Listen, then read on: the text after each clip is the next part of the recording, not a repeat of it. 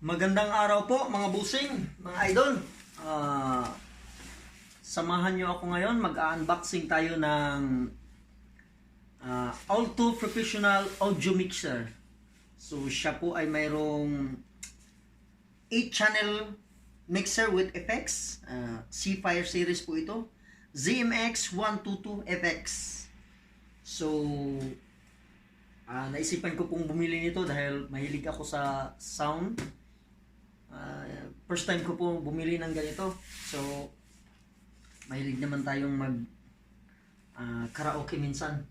So siya nga pala, bumili na rin ako ng Shure PG58 vocal microphone po ito.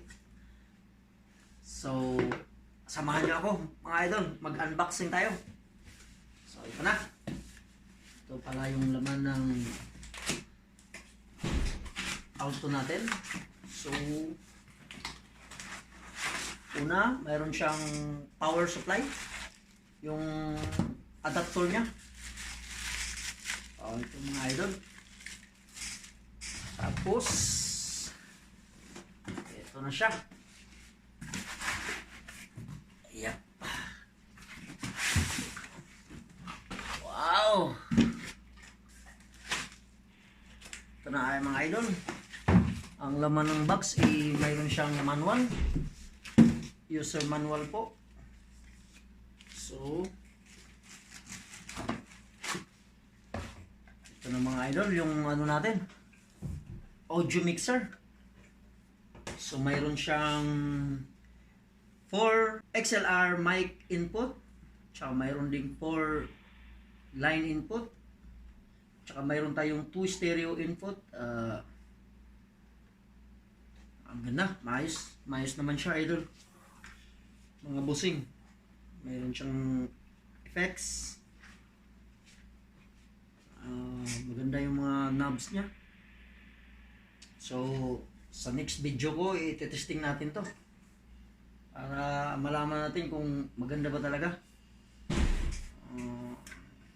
So, itong Shure naman na mic PG58, bubuksan din natin siya.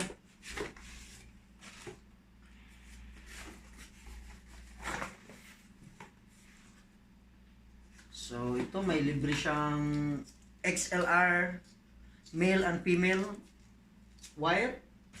So, yung microphone. So, mabigat siya. Ayos din naman.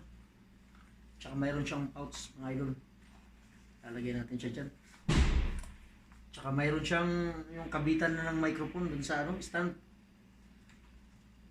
Tsaka yung manual niya, user manual. So yung warranty at tsaka mayroon siyang free na Shure sticker. So itong mga idol, ito yung laman ng nabili nating mixer at tsaka microphone. So maganda to pang video okay. Next vlog natin, i-test natin to. Sa susunod na video natin. Ituturo ko na rin sa inyo kung paano gamitin yung mga connection nito. And then, mga inputs, ano yung mga wire na gagamitin. So, yun, mga idol, salamat!